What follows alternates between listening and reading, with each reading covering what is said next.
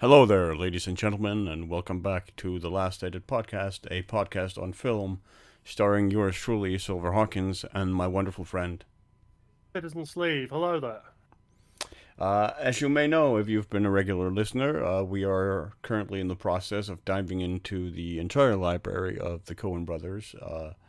Last time we talked about Oh Brother, Where Art Thou? And today we are talking about their 2001 feature, The Man Who Wasn't There, starring Billy Bob Thornton and Frances McDormand, James Gandolfini, and Michael Badalucco in sort of the and Tony Shalhoub in sort of the central as the central characters in the film. Ed Billy Bob Thornton stars as Ed Crane, a barber at a barber shop owned by his brother-in-law, played by Michael Badalucco. His wife is Doris Crane, played by Frances McDormand, and she works as the accountant at a local department store, Nerdlingers, ostensibly run by James Gandolfini's character, Big Dave Brewster. It is a film shot entirely in black and white. Cinematography is done by the great Roger Deakins. Once again, the score is handled by Carter Burwell. The score is primarily made up of classical music with a lot of Beethoven piano sonatas. Especially featured is Beethoven's Piano Sonata Number 8, Pathétique, which is featured prominently, played repeatedly by the character Birdie, played by Scarlett Johansson in the film that sort of really became her breakout film as an actress, and really put her on the map. It is the Coen brothers in some ways. I mean, certainly A Serious Man is also arguably their most philosophical, but this is certainly the most existentialist film. It's very, very, very steeped in existentialism, in postmodernism, Foucault, Sartre, especially Camus. It is in ways it is sort of an adaptation of Camus' The Stranger in kind of the same way that, or a similar way that Oh Brother, Where Art Thou is an adaptation of Homer's The Odyssey. Like there are similar undercurrents and themes, even if they're quite different. And structurally, they're also similar. With the main character eventually reaching the end that they do, without regrets. Yeah, it like when it came out in 2001, very quickly became my sort of favorite Coen Brother film. I hadn't seen Miller's Crossing at this point. Hadn't seen Raising Arizona either. I think the only films I had seen by them were Fargo, Big Lebowski, and Oh Brother, and really, like it came out in 2001 and hit me at a time in my life when this movie just was perfection to me, especially because I related substantially to the character of Ed Crane. I felt a similar detachment to society that he does throughout the film, where you're sort of living passively. I felt I was living more as a spectator to my life than like an active participant. And the movie really resonated with me for a lot of reasons. Now, you had never seen it before when we went in. No. So what did you make of it? Okay, so in a broad sense, I thought the cinematography was absolutely beautiful, and you wouldn't expect anything less from Roger Deakins. But I think it's difficult to balance the contrast and the shadow and light in black and white and do it so effectively. Film noir, we've looked at film noir before as a genre, a few films in that genre, and it's one of my favorite genres because of the way it's shot. And the Coens and Deakins captures the essence of the visuals of that genre beautifully well. There's a lot of flow in the transitions and the movement of shots that I think works beautifully. And it's not jump cuts necessarily, but there's moments when they will fade from a pulled out perspective into the same shot, but just further into that perspective, and the transition will fade through it, and Yep. that works really really well. There are no There's Raimi a num- zooms here. Yeah. yeah yeah there were no Raimi zooms here. There's no literal jump cuts, but just that kind of that faded into shot transition, which will jump into the similar shot. There's a lovely amount of sequences that have a lot of synergy and balance to them. You know, the way they're bookended, or the way that they will repeat a sequence of shots that correlate to another sequence of shots that are either showing us elements of the narrative from a different perspective whilst someone else, usually Ed, is talking. Um, I did have a few problems, which I mentioned with you. Yeah. I think one of the problems for me was actually the narration to some extent. I think it was so dry at times, as is his character. Yeah. Yeah. I was just like, I'm struggling a little bit here. But the big problem for me was just that end sequence, really. I really like the narrative because it's very film noir. It's the kind of blackmailing, Yeah. husband and wife, things going on behind their back, other characters getting involved, private eyes. Tony Shalhoub plays this wonderful lawyer, and he's absolutely fantastic. But for me, the ending, just that end sequence, was too long. It was too drawn out. And I think part of it was because it involved a courtroom and things seemed to slow down a little bit and repeat a bit more. And I just like I said to you, there's a moment near the end. Um, we'll talk about the narrative more specifically in a minute. And again, we won't be going into every scene, so don't worry. But there's a moment at the end when Doris sits down, comes home from work, whatever it is, tells a salesman to go away, sits down on the sofa, and they just don't really. She says something like, "We don't have to say anything," and he just sits there. Yeah. And I thought in my mind, I honestly thought, right, the credits are going to roll, and I just thought that would have been a much more natural point to end the film before we got on to the kind of the bigger tying together of the subplots and the overall narrative. So beautiful to look at, very more subdued than the prior two Coen's films. Oh, You know, absolutely. we come off the Unquestionably. back, yeah, we come off the back of Big Lebowski and Oh Brother Yeah. with very pronounced soundtracks, larger than life characters, and I thought with this, almost all the characters are far more subdued, far more naturalistic. Yeah. As you said, you know, Billy Bob plays Ed, and he's this.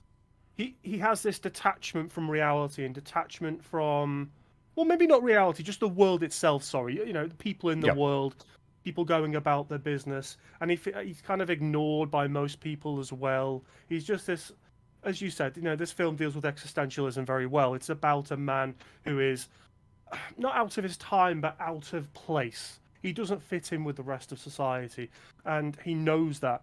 He's got this very monosyllabic way of speaking. It's the way he smokes is almost like a Beau de Souffle or something. It's like a French New Wave film, which you know Yeah. he's constantly smoking. It's like the White Russians with the dude in Big Lebowski almost, and like Belmond, who recently passed away, I think the actor, always a cigarette in his mouth. Yeah. And then you know, his brother Frank is fast talking, never shuts up, talks about nonsense, and you know, he's a barber. You know, he exists in this world as a kind of a secondary barber to Frank, who owns the shop, and he's just watching the world passing by and cutting hair and watching Frank constantly garble on about nonsense, and you can see in his eyes at the performance that he's not quite there. He's just off somewhere. He's all he can really think about is the mundane nature of what he does and calling himself the barber. So yeah, I really like the way it looked. I loved the more subdued soundtrack and the the classical pieces that we hear. You know, a lot of Mozart. Um, but I just think that end sequence was too long. Right.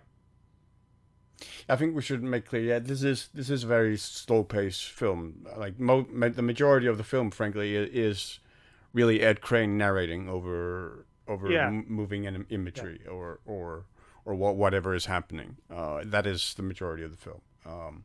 Like there And are the dialogue narration sequences and reminded whatnot. me. The narration actually reminded me, and I think this is why it was one of the weaker aspects. it reminded me a little bit of the original narration to Blade Runner.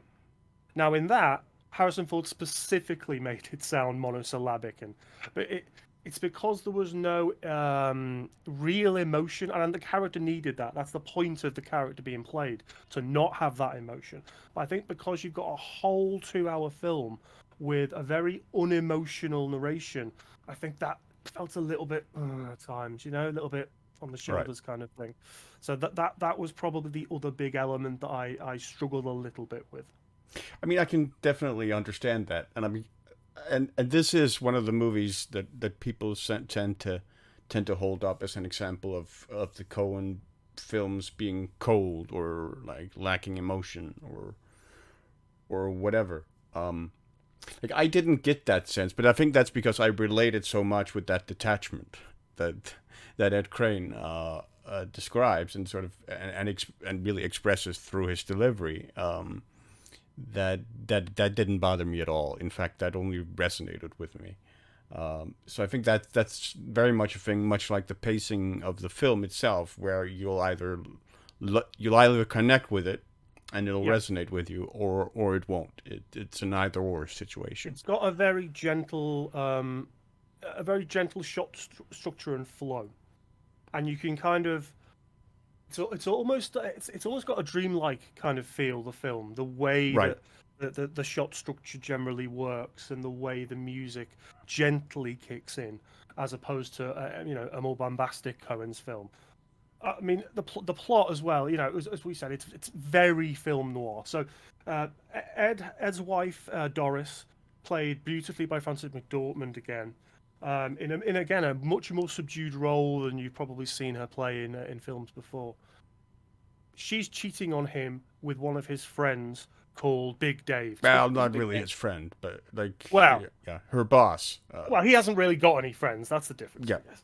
But her boss, played by the late great James Gandolfini, and he finds out and he blackmail Big Dave, and Big Dave gives him the money, and then he finds out that he's been blackmailed by Ed, and there's a confrontation in the office where Big Dave basically tries to strangle Ed, and Ed ends up stabbing him in the neck, and he dies. And then just like the plot kind of rolls out from there into other characters and other elements, and I think the plot works really well. I just wish it was a little tighter. Just wish it was a Right. little tighter. Um, the pace for me is absolutely fine throughout the entire film, for the most part, just until that end sequence, because it's almost like a visual lullaby at times. Like I was just sat back watching it with you, and just kind of as the classical Right. music played, the film kind of rolled over me. And I would actually say it's not dissimilar to Blade Runner in pace, really. No.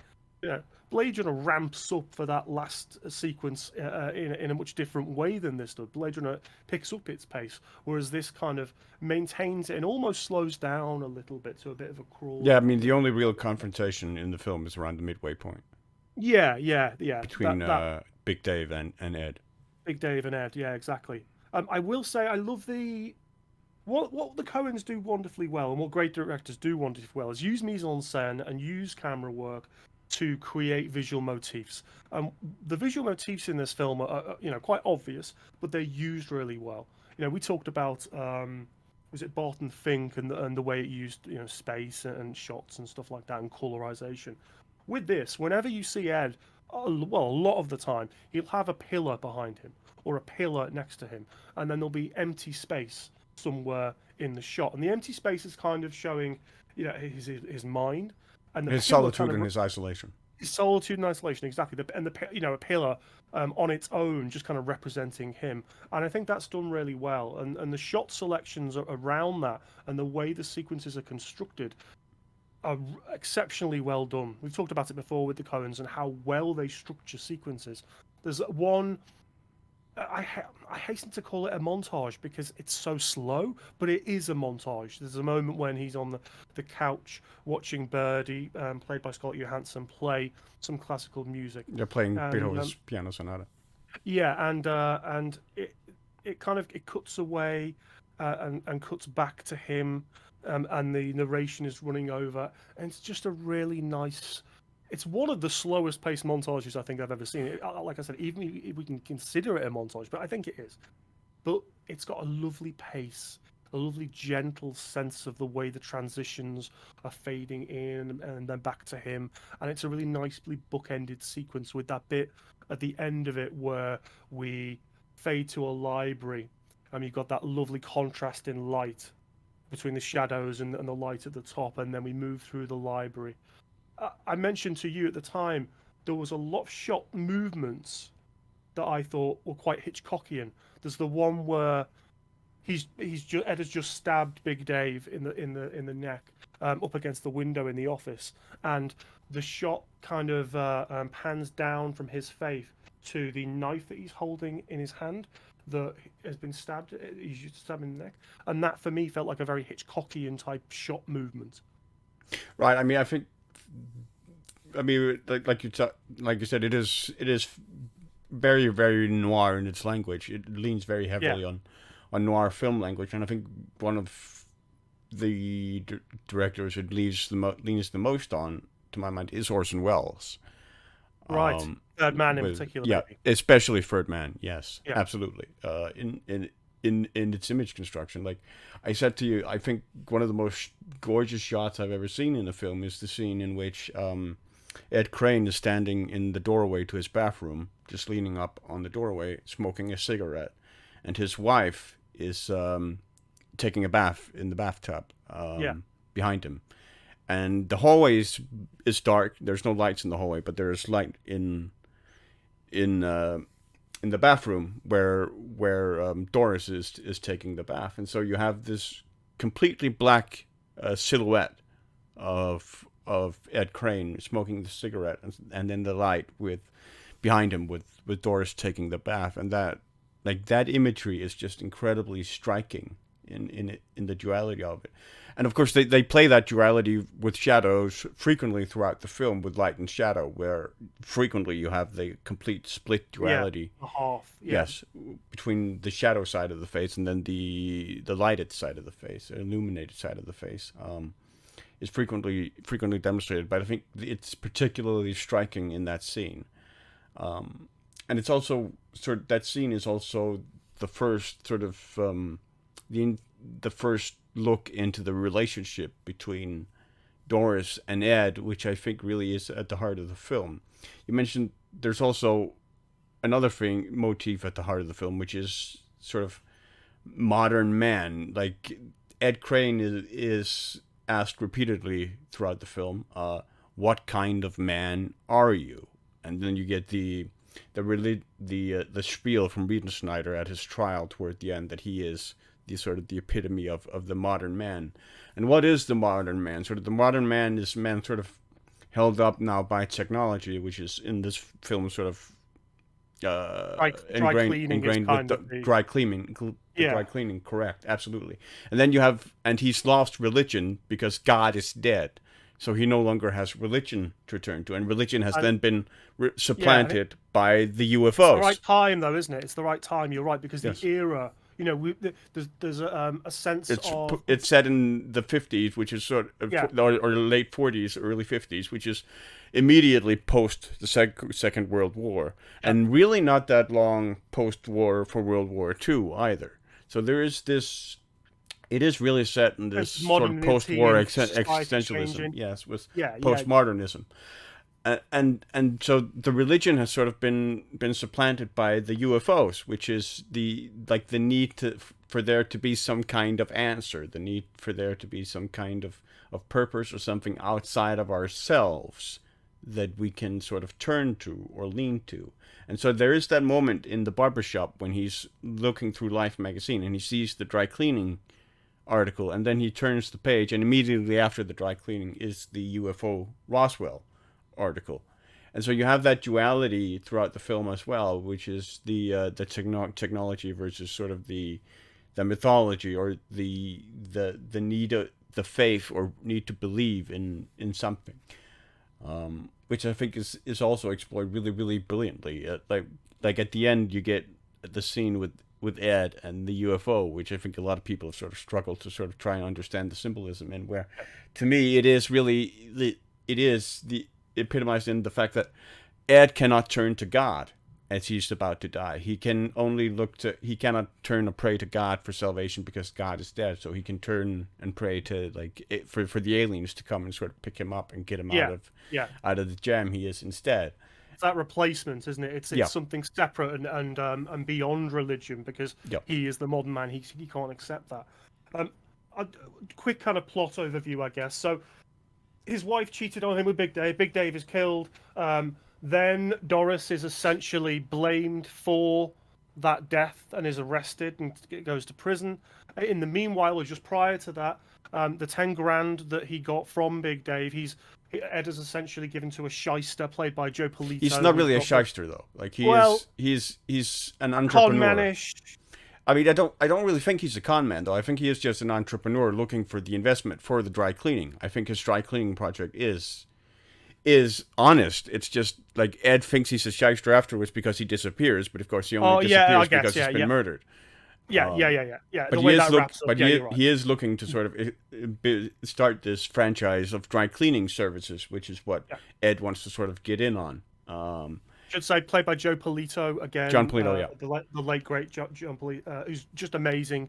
It's a wonderful role. He plays it down to a T.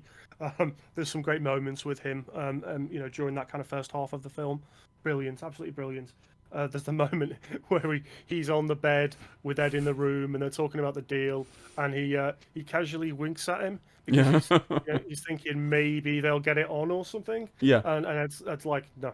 Maybe that's what he means. Well, maybe that's the kind of partnership he wants. Yeah. Yeah, exactly. Because he sent it to his hotel room, ridiculously late or whatever it is. So Doris goes to prison, and he basically wants to try and get her out. And although he knows that she's cheated on him, there's still this affection there. And we mentioned before, so they hire Tony Shalhoub, who plays the lawyer, and there's this moment when they're in the holding room, I guess, of the courtroom. And Doris Ed are there, lawyer is there, and just the look, because he admits to them that because they can't. What's the lawyer called again? Fred Riedenschneider. Riedenschneider's trying to work out a way that he can manipulate the case so that they can get Doris out. The problem is he can't work anything out because they won't tell him the truth. Eventually, Ed tells him that he killed Big Dave, and he starts ruminating about what he can do. And even though Doris now fully knows, she still looks at him with a sense of love, a sense of trust. Well, and she doesn't say a word, Frances McDormand, in this scene. Doesn't say a word. Just through her eyes, you can see all you need to see. And that's why she is such a fantastic actress. It's Ed saying he knew about the affair. I mean, earlier we have a scene, the first scene after she gets arrested, where Ed visits her in the prison, and she asks him, "Do you want me to tell you the truth about about Big Dave and me?" And he tells her, "Oh, you don't need to tell me." And then later on, and then we get the scene with Riedenschneider, where Ed says, "I knew Big Dave and Doris were having an affair," and that's when you see in her eyes that, oh no, Ed knew about it. Like, I didn't mean for him to know. I didn't. There is this element. I mean, none of this is explained, but to me, there is this element of, I didn't want to hurt this person. I care about this person, and I didn't want them. I didn't want them to know this terrible secret that could hurt them. And this is something that I've done. And I think she also, when he says that he's the one who killed Big Dave as well, I think she also connects the dots that is probably true, that Ed probably did kill Big Dave, and that I'm in prison for something that Ed actually did. But Ed's action, of course, is the result, also the consequence of my own action, and I bear responsibility in this whole mess. I think that all these elements are there without being really addressed beyond the emotive expression that Frances McDormand delivers in that scene. Yeah, absolutely. And as I said, she's she's got such an incredibly understated performance in this. There's one scene where she's quite she's laughing at Gandolfini's jokes, Big Dave's jokes at a Yeah, dinner yeah, table. that's that their social gathering. Yeah, they're Yeah, but yeah. when the Near the cranes start of the are film. entertaining, as Yeah, as Ed says. entertaining. Yeah, And that's probably the most bombastic she is throughout the film when she's laughing and she's guffawing and having a good time and laughing at his jokes. And I said to you at the very start, I bet they're sleeping together. It's like, yep. Because you don't laugh that raucously at someone else's jokes generally in such a small setting unless you really know them well. But yeah, so that was a random guess I got right. I think the characterization in this film is pretty marvelous for the most part. Um, the otherness of Billy Bob Thornton in this, he really does stand out. right. It's a bit like Private Pile in Full Metal. Not in any way the same characterization, but in otherness. This entirely separate entity who's living kind of on the outskirts of the world that everybody else lives in and can't seem to find a place like the everyman would. Um, so the otherness is quite obvious to see. There's some beautiful little moments as well. I mentioned to you one of my favorite visual elements in the film was the judge puts down his gavel and the shot in motion moves down and cuts to or fades to a lift also moving down, and just Yeah, the that roof of the motion lift into the roof of the lift, and just that motion and the and way the the elevator shot shaft, so you moves. can see the elevator shaft as it's Yeah, going yeah, down. at the Yeah. very top. I thought that was beautiful, just in the way the motion of the shot worked. I mean, it was. I mean, there are. I think I said to you. I think I said out loud like a dozen times. Like the shot is so gorgeous. Like the Yeah, shot is so and gorgeous. we laugh because we say that almost every time we watch a Coen's film. But in this, Yeah, I but I think mean, it's it just is particularly in this one. This is, I yeah, think, I mean, I said this, I think, last time on the podcast, but this is, I think, Roger Deakins' best work as a cinematographer in terms of image and shot construction and setup. I mean, you also get, because Big Dave and Ed Crane have two meetings. One is when yeah, Big Dave immediately after he receives the blackmail note, when he sort of confesses to Ed that he's in a bind, and he thinks he decides to confide in Ed of all people. No doubt because he has some amount of guilt of the fact that he's sleeping around with Ed's wife. And so he basically makes Ed sort of his confidant, and then you have in that scene then have the setup of the knife, which the camera makes a very very deliberate point to point out yeah, and to center and focus on his desk, and that is then delivered on in the next scene between them when Big Dave confronts Ed and tries to kill him, when Ed stabs him with that very same knife. And that death scene also is really it's understatement, but it is horrific. In when the knife gets stuck in his throat, and then he's crawling on the floor, making very very effective gurgling noises as life is leaving him, the death whale. and as he eventually lies in a pool of his own blood. And Dad just then walks away, and then as he gets home, he just picks up the the monologue from where it left him when Big Dave called to interrupt the monologue to invite him to the meeting. Yeah, absolutely.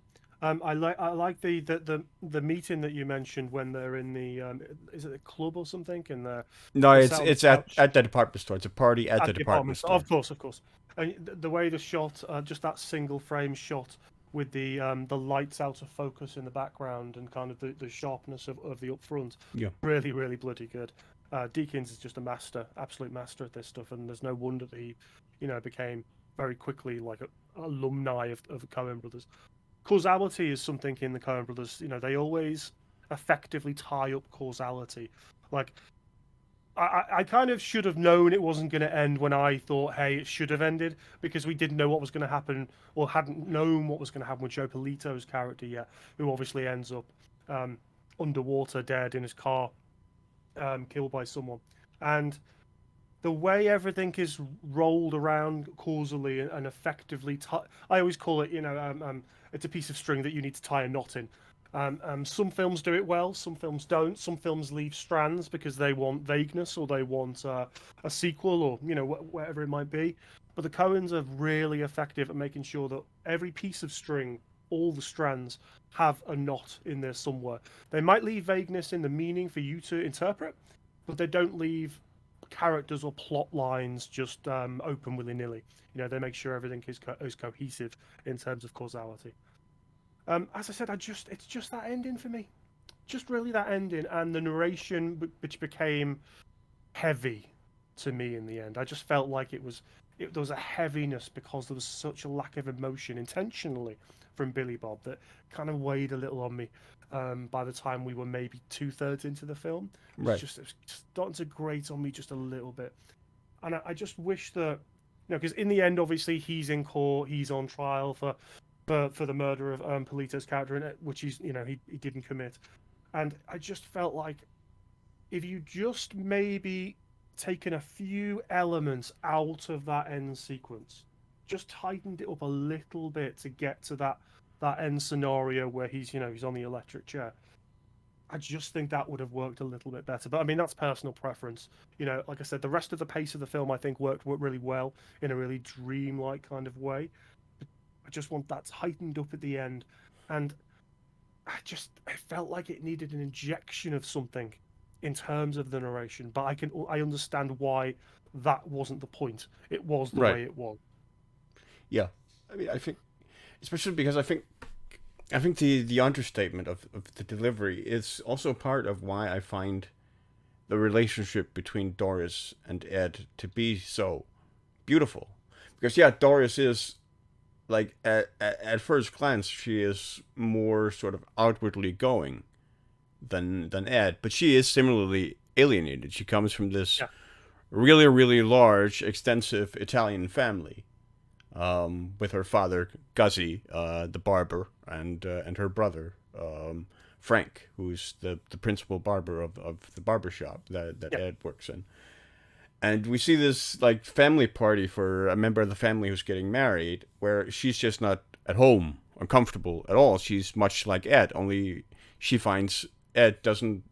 Ed sort of finds a solace in cigarettes and just sort of and silence, just sort of being by himself. Where to a large extent, Doris finds it in alcohol yeah, and drinking, and so and you get this sense that these like Doris and Ed's marriage is not really it's not a marriage rooted in what we would call romantic love.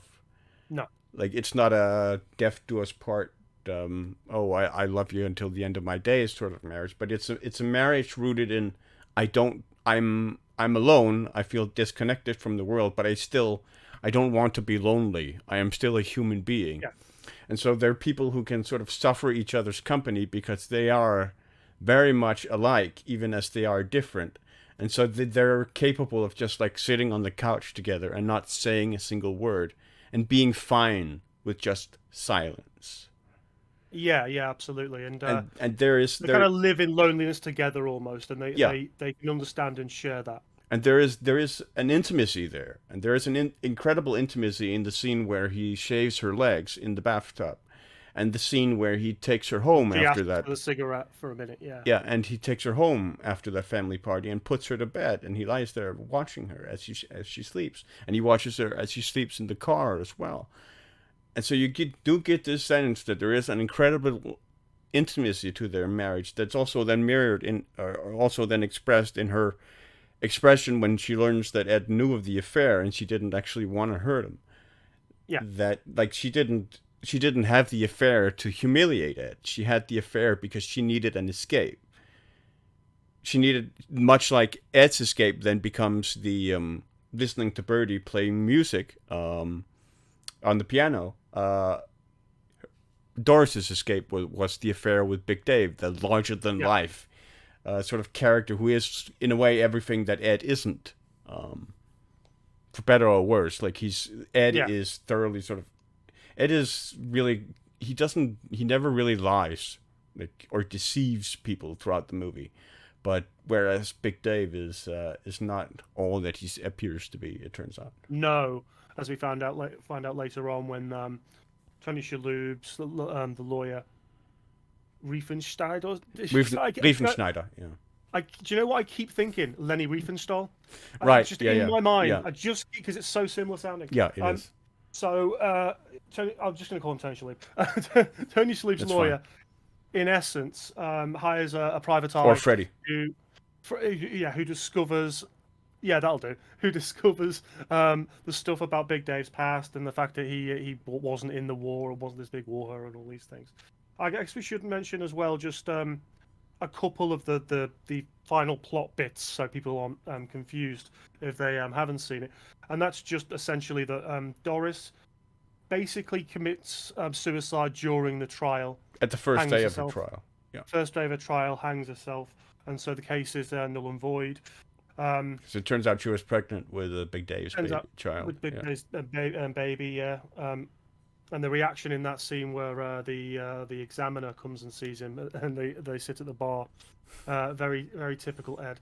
Yeah. And then he basically sees Birdie as this piano prodigy, and takes her to go and see this maestro to be taught. And the maestro says she's got no passion for it. You know, there's no soul in her playing. She can play by the numbers. Yeah. She might make a great typist, whatever.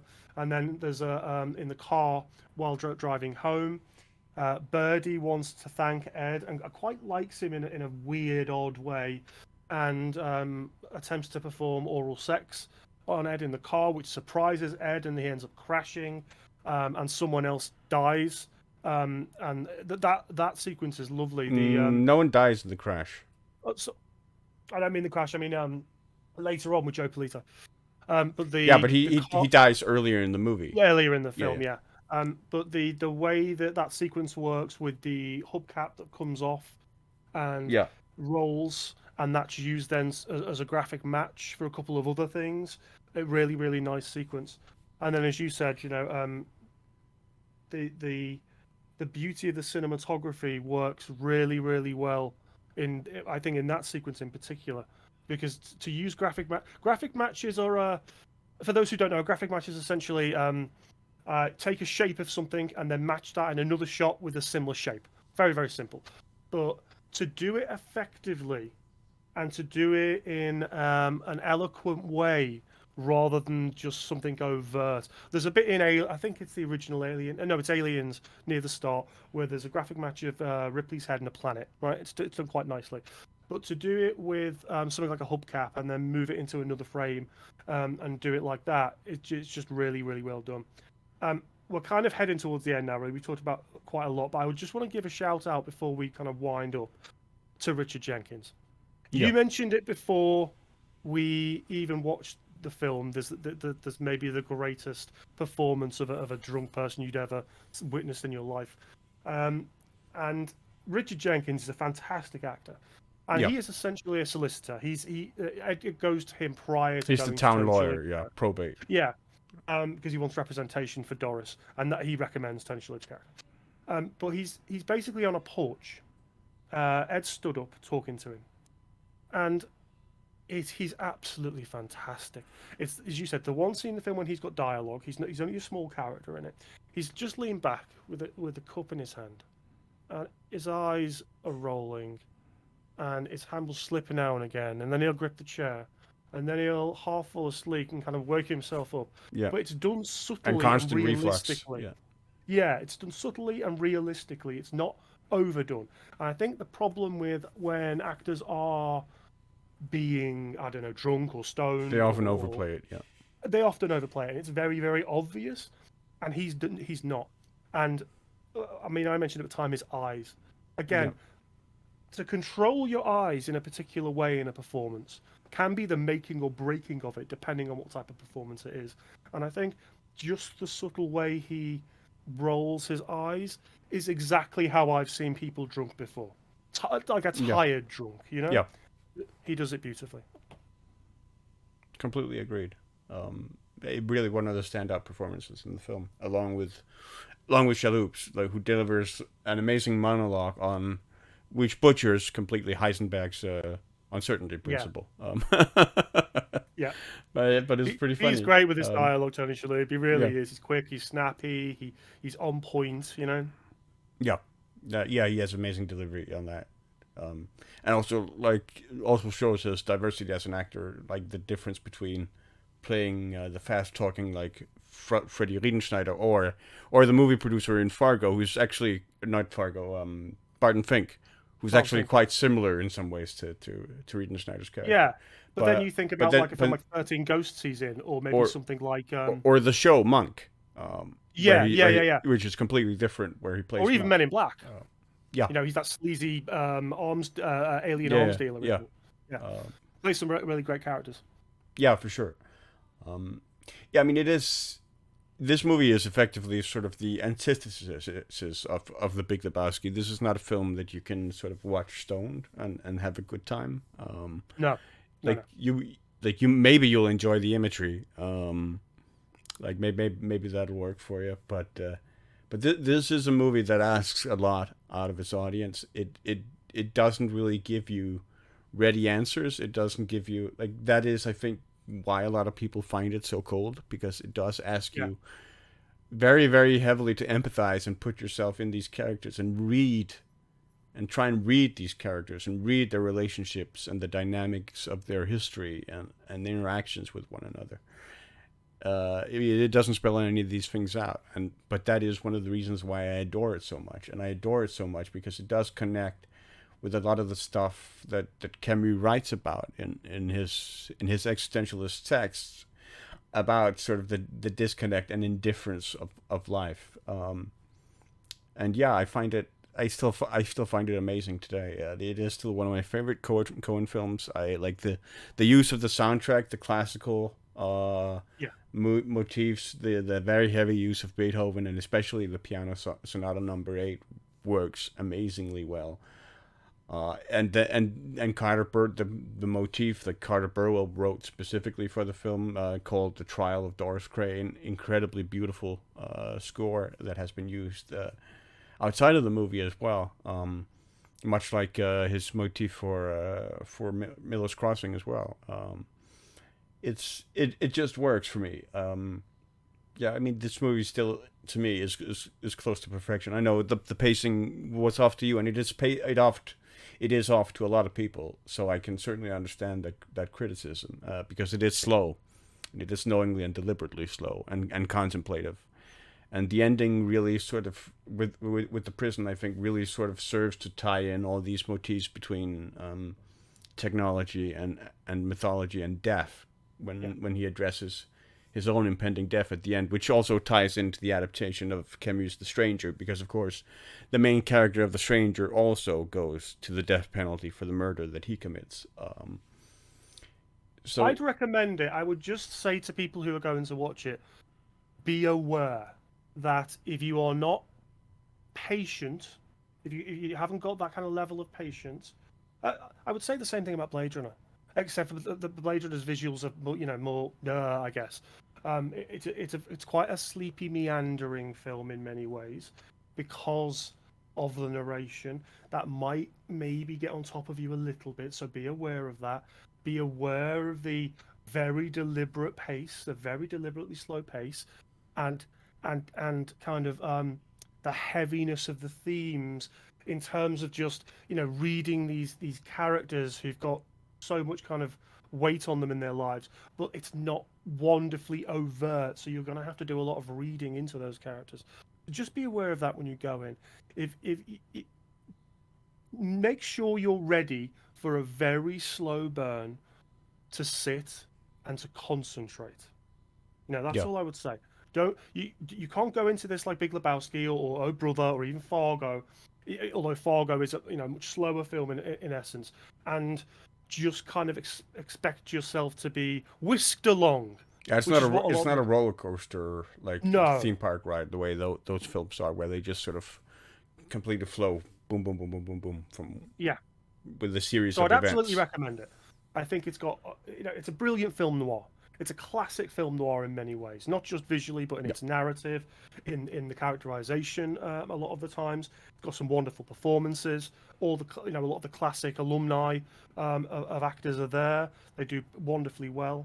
Jenkins is just bloody brilliant. I would have watched it just for that one scene on its own. The film form it shows, as in film language, is a masterclass again from the Yeah. Coens. So if you're a film student, this is a film you should absolutely watch again, to understand. Well, if you want a more modern take on the film noir genre, for instance. And we should mention it did win. I think we mentioned it on previous podcasts, but it did tie the Best Directors Award at Cannes with David Lynch, who tied it for his Mulholland Drive. Mulholland Drive, yeah. We'll definitely get to some Lynch. That's on my list. And also, it won Roger Deakins Best Cinematography at the BAFTAs, I think, that year as well. Yeah, So- and he was nominated at the Academy Awards. At the Academy, as he often was until he won it for Yeah, for Blade Runner. for Blade Runner. Unfortunately, I thought he should have won it so many bloody times. I mean, he should have won it for this one alone. Should have won for this. Absolutely, frankly. yeah. Yeah, he's No one of the best doubt. out there. But I think, So, yeah, but I think when this one came out, I think it was along with Road to Perdition, which was the final movie of Conrad Hall, who was a legend cinematographer himself. And Conrad Hall, I think, was the one who won the Academy Award that year for Road to Perdition with Tom Hanks, which was also a beautiful film in terms of its cinematography. Yeah, I watched that recently, actually. Within the last 3 or 4 months, I think I watched that. It's Right. an excellent film. Paul Newman again in that. Also one of the in Hoodsucker, wasn't he? He is the boss. Yeah. As Sidney Musburger. So Sidney Musburger, yeah. So as I said, fantastic film. I found the pace was fine until that end sequence, which I thought dragged. I thought the narration was too heavy and monosyllabic and emotionless throughout, and at some point it wore on me a bit. I would recommend it. Just go in knowing this is a very slow burn, and it's not going to whisk you along. It's a film that you're going to have to think about on the fly as you're watching, consider the characterization, understand the motives of the characters, and work out why their lives are the way they are. It's also, I think, the last film the Coens made with like narration. Okay. I generally don't like narration a lot of the time. I think that might. It depends on the narration, obviously, the narrator who's performing it. And I do prefer it if it's because this is consistent narration. Yeah, it's ever present. Ever present, yeah. Almost every moment that doesn't have spoken dialogue in the diegetic frame has non-diegetic narration, and I think that it can be very heavy, Right. really heavy. And it's not like most of this was exposition based either for a lot of it. No. So, yeah, that's where I struggled a little bit with it. But I would recommend it. Just go in knowing this stuff, and I think you'll be absolutely fine. Especially if you're a fan of the film noir genre, you'll really click with it anyway.